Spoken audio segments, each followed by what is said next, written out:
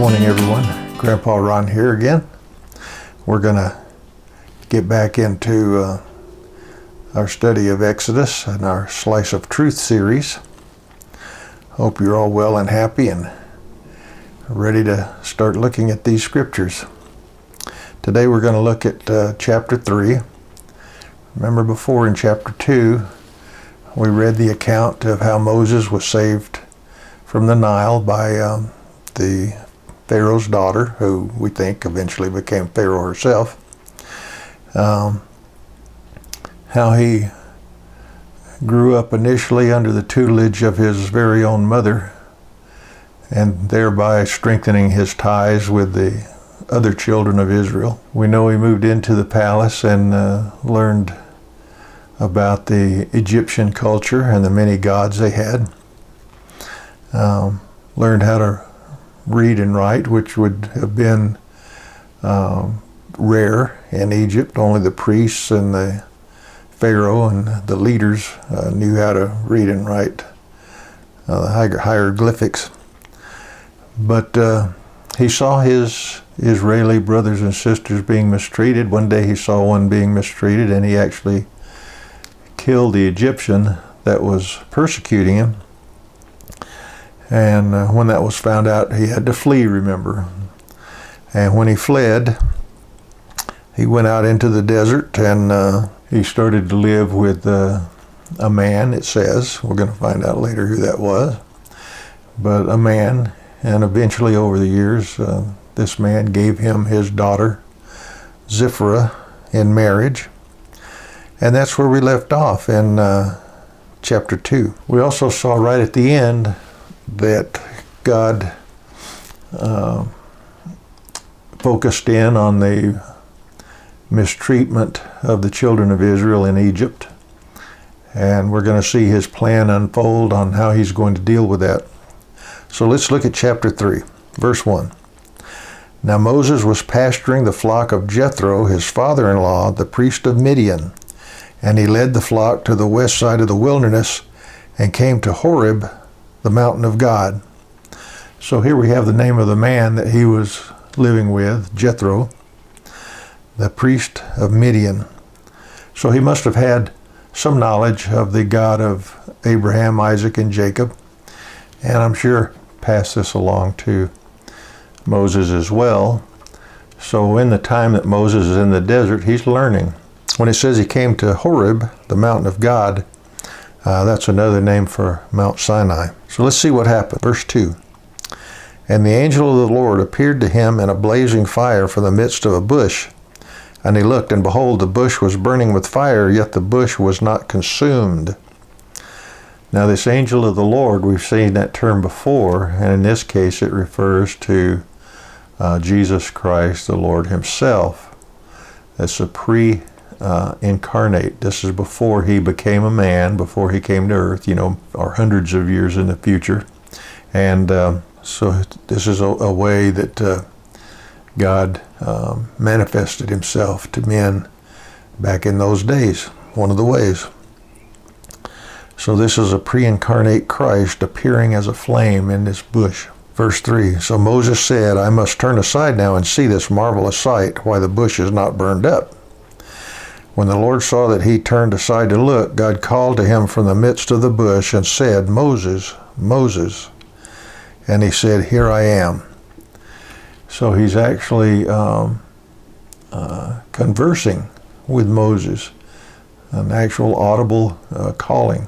Verse 5, Then he said, Do not come near here. Remove your sandals from your feet, for the place on which you are standing is holy ground. We're going to see that more and more unfolds about how man is to approach a holy and righteous God. You just don't walk up to a holy and righteous God. There's some respect, and apparently there's some physical restraints as well on what you can do and get away with it when approaching the holy God. We're going to see that unfolding chapter after chapter throughout the Old Testament. Verse 6, he said also, I am the God of your father, the God of Abraham, the God of Isaac, and the God of Jacob. Then Moses hid his face, for he was afraid to look at God. I think it was common knowledge that to see God was to perish, to die. Sinful man looking at a holy God. But this is not God in his essence. This is an appearance that is not going to kill Moses. But he's still showing fear and awesome respect here. Verse 7. And the Lord said, I have surely seen the affliction of my people who are in Egypt, and have given heed to their cry because of their taskmasters, for I am aware of their sufferings. So I have come down to deliver them from the power of the Egyptians, and to bring them up from the land to a good and spacious land, to a land flowing with milk and honey, to the place of the Canaanite, and the Hittite, and the Amorite, and the Perizzite, and the Hivite, and the Jebusite. So God is reiterating a promise that he made long ago to Abram. And I'm going to turn back to that and just refresh your memory. We studied that back in Genesis. Genesis 15, verses 13 and 14. And this is what God told Abram, later Abraham. And God said to Abram, know for certain that your descendants will be strangers in a land that is not theirs, where they will be enslaved and oppressed 400 years. But I will also judge the nation whom they will serve, and afterward they will come out with many possessions. So God predicted, God told Abram what was going to happen. I'm sure he passed that down to his children. And so this promise is probably not unknown to Moses, but God's reiterating it. And now, however, Moses can look back and see, yes, the children of my forefathers were enslaved in Egypt, and it's been nearly 400 years, so God was correct. So let's look at the next verse. Verse 9. And now behold, the cry of the sons of Israel has come to me. Furthermore, I have seen the oppression with which the Egyptians are oppressing them. Well, you know, we read before in Genesis how the Egyptians were protected by Joseph. You know, he interpreted a dream, Pharaoh's dream, and because of that, Pharaoh put him second in command of the nation. He built storehouses to protect them from the famine that was coming. So they had 7 good years. They stored up food. It ultimately led to Jacob bringing the rest of the family down to Egypt. And initially they were treated very well. Of course they would be. Joseph had basically saved them from the famine. I'm sure they were, Joseph and Jacob and the family was testifying to their God, the God of Abraham, Isaac, and Jacob, and their God. And so they were held in good stead by the Egyptians and the Egyptian leadership initially. So there was no need for an outcry. Things went well for a long time. But as politics changed, their leadership changed, as the Israelis multiplied, the Egyptians started to look at them as a threat, as we learned earlier. And now they're being persecuted and suppressed. So now they start to cry out to God for help, where for a long period of time they didn't need to do that. Things were going very well. They were happy. Verse 10. Therefore come now, and I will send you to Pharaoh, so that you may bring my people, the sons of Israel, out of Egypt. So Moses, I've chosen you. You're going to go back to the Pharaoh, and you're going to bring this nation out. Wow. Moses has been living on this desert for about 40 years, and it's been a long time since he went back. And we're going to see that he's a little reticent about going back. Verse 11. But Moses said to God, who am I that I should go to Pharaoh, and that I should bring the sons of Israel out of Egypt? Humble spirit, but also might have been an excuse. I mean, God is telling him, to go do this. But we're the same way. I mean, we see things that we should be doing, and we make excuses. Well, I'm not a good speaker. I don't have the experience and training to do that. And we look for excuses not to do things, even though in God's Word it tells us what He wants us to do as Christians. So let's see what goes on here. Verse 12. And God said, okay, and He said, certainly I will be with you, and this shall be the sign to you that it is I who have sent you. When you have brought the people out of Egypt, you shall worship God at this mountain. He's saying, Moses, I'm going to be with you. You're not going to do this by yourself, so that you will know, in order to verify that I have done all this, you're going to bring them back to this very same spot and worship me right here at this mountain. More for the benefit of the children of Israel than Moses himself, where they can see that what has transpired has truly been of God. Verse 13. Then Moses said to God, behold, I'm going to the sons of Israel, and I shall say to them, the God of your fathers has sent me to you. Now they may say to me, what is his name? What shall I say to them? What is God's name? And God said to Moses, I am who I am. And He said, thus you shall say to the sons of Israel, I am has sent me to you. In writing, this would be the Israelis are hesitant to even say the name of God, but Yahweh, Y-A-H-W-E-H. This name for God is used 6,000 or 7,000 times throughout the Bible, and well-known name, and it means the active, eternal, living one. I mean, there's a lot of translations about what it actually means, but bottom line, it means I've always been, I always will be, I'm active, dynamic. A lot goes into this name, but He's telling him, just tell him I am has sent me. 15.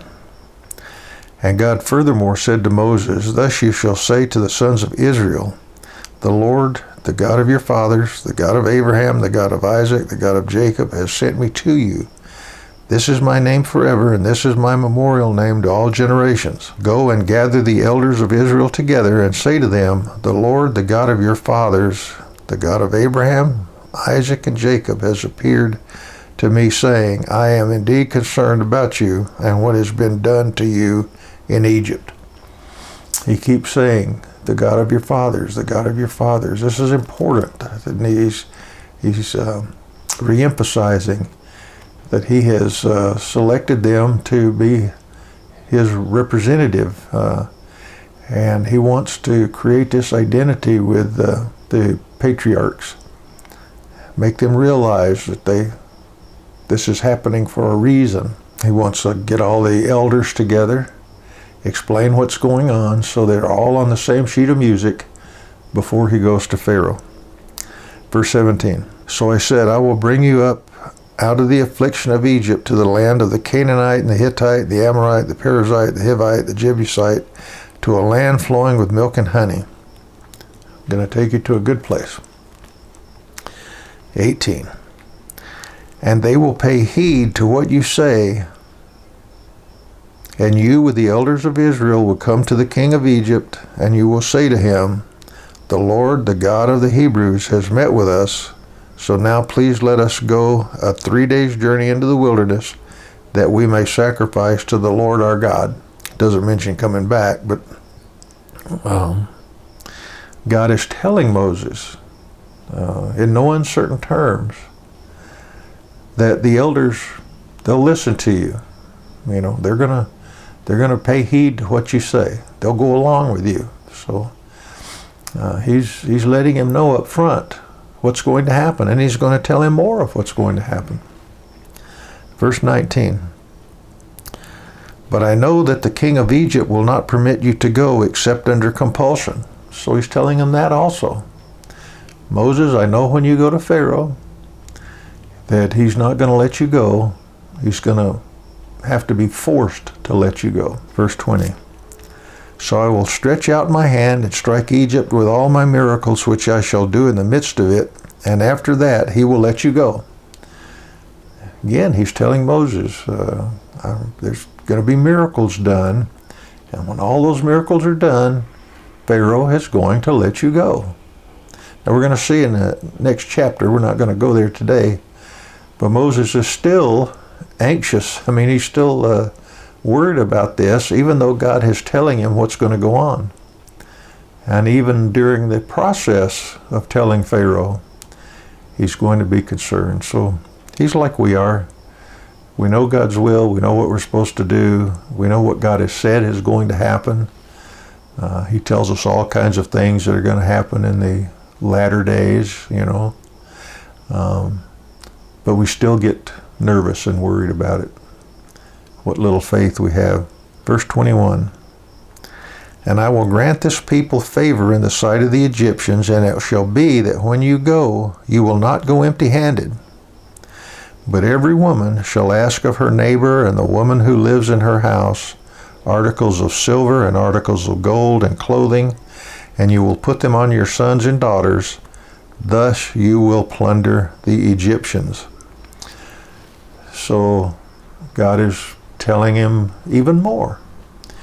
When Pharaoh does let you go, you'll find favor in sight of the Egyptians, and they're going to give you gold and silver and clothing and to take with you. And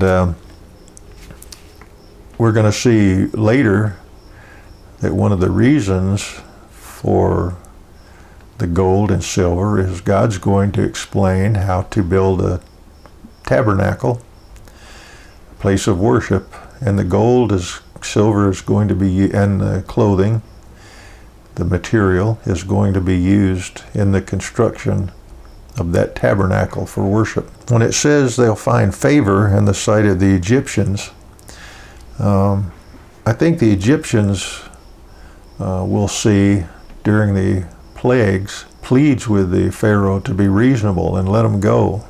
They can see that these are indeed miracles and that their God is powerful, and let them go.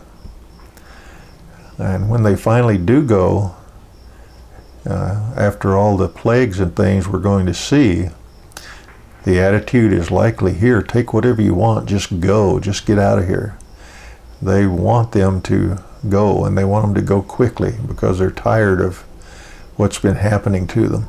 So that's one aspect of quote unquote favorable. But anyway, God has revealed a tremendous amount here, and he's selected Moses to do this tremendous work. And even though Moses doesn't come across as great, comes across as kind of frightened and reticent about jumping in and doing God's will, nevertheless, we can see how God has prepared him for this. He was educated in Egypt. He's familiar with the Pharaoh's court, you know, the system. He's been in the desert 40 years with the priest and has learned a great deal about God, I'm sure. So it's not that he's unprepared, he's just kind of unwilling and hesitant about it. So we're going to see what happens with Moses in chapter 4. I hope this has been meaningful to you and enjoyable. In the meantime, God bless, and we'll see you for chapter 4 next time. Bye-bye.